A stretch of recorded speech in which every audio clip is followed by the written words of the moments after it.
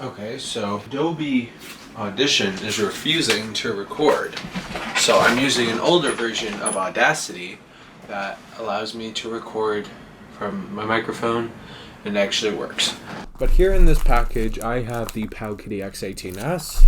I know I said in a thumbnail of a video that I'm not going to buy it, but I actually did. It took 3 weeks to get here. I think it's time I open it up. I feel like I should do like an overhead shot for this. I did Sharpie out my address and stuff. I'm pretty sure this is the same exact packaging that my Powkiddy RGB 10 Max came in. And I'm so glad this actually arrived because I was scared I was going to have to make a video on that. I was planning on it, but I was like, I don't really have time. But this showed up. They use so much tape on their packaging.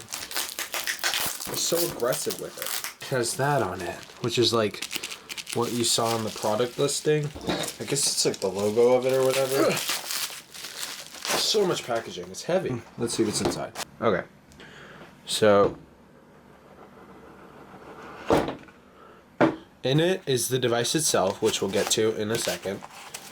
Move that over for a second. See if there's anything else in the box. There's a instruction manual. It looks like, never mind, it's not all in Chinese. What's in here? It's probably just a charging cable. You have no clue how happy I am that this charges via USB-C, because my GBD XD Plus charges via micro USB, and it's actually really annoying.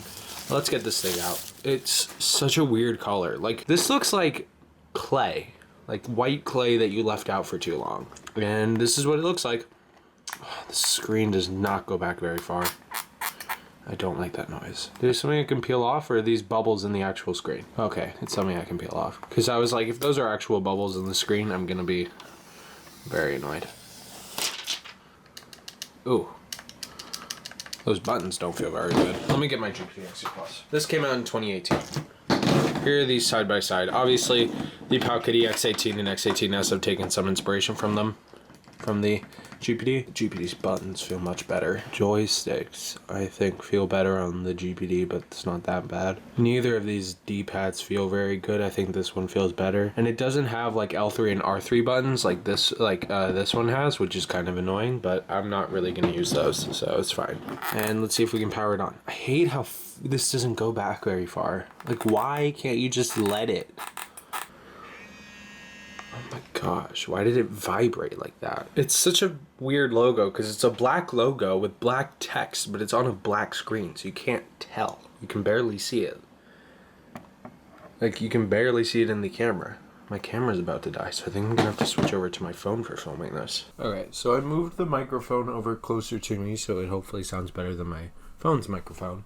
But now let's get to this device. This is just running Android, I'm pretty sure. This is Happy Chick. I'm pretty sure that just lets you download illegal ROMs. So I'm gonna go put a few ROMs onto this device and download the MMJ version and like a few different versions of the Dolphin emulator and a few other emulators. Try this out, and then I'll come back to you guys with a better thought. But first impressions are, I don't really like the buttons. It's very much inspired by the GPD devices. I don't like how it doesn't go back very far. The GPD can go back as far as this. This is the farthest it can go back. That's pretty annoying, but that's kind of fine. I'll come back in a little bit. I'll see you guys in a little bit. Okay, so one thing I did do was I copied a system update to this device because this guy, friggin' Retro Games Corp, recommended it. Okay, this is gonna wipe my device, but it's fine. This is gonna take a while. So I flashed it. Powkiddy customized a version of Android 11 for this device, but it's not very good. So I'm gonna just enter Wi-Fi. So I just downloaded a new firmware. It has the same OS, but there are new OSs being made for this. So I'm gonna go put some emulators on here, some just games and emulators and stuff. Probably not from the Google Play Store, but yeah, I'll get those working and I'll see you in a little bit. Guess who forgot to clean up the table?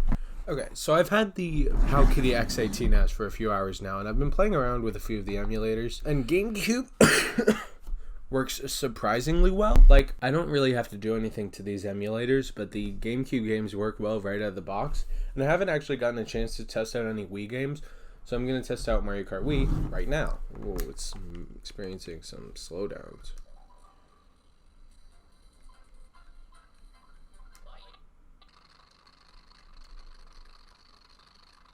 Oh, the audio's not great.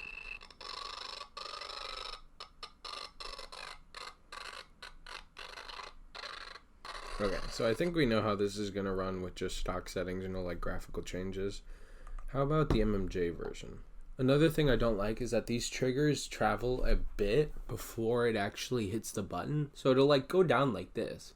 And this actually does nothing until I press the actual button, which is pretty annoying. Like, look. I don't know what's up with that. And like half of the screen is just blurry. For all the GameCube games I've tried, which are only 4, but it's Luigi's Mansion, Animal Crossing, Mario Golf, and Super Mario Sunshine. All of them have been working fine. Super Mario Sunshine has a little bit of graphical glitches, and I'm not really sure if Toadstool Tour has any. Seems to be working fine. Except for some like slowdowns, it seems to be working fine just as it builds shaders and stuff and starts working. After using this for a longer amount of time, next week or later this week, like I said, I will come back to you guys and tell you how I'm currently feeling with this device and how it...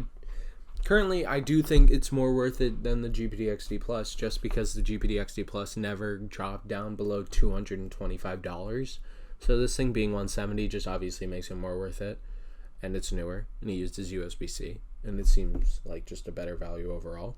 So I would recommend this over the GPD XD Plus, but there's not much better that I can see right now besides the price. My N64 emulator won't show up on the home screen for some reason. I'm not entirely sure about why that's going on. Like, it shows up on the Google Play Store, but it doesn't show up. It says app may not be optimized for my device, and there's no other way I seem to be able to launch it other than going to the actual Play Store, which is very annoying, or going to my past used apps. But everything seems to be working fine. The GPD XD Plus could play N64 games fine, so I assume this thing is able to play it fine. Super Mario 64 is like not that difficult to emulate, so if this thing has a hard time emulating it, I have no faith in humanity. Yeah, this thing works fine. And so I think I'll leave you on that note. I'll see you either later this week or next week with some comparisons, emulation-wise, and just my full thoughts on this game. Yeah, see you later. Bye!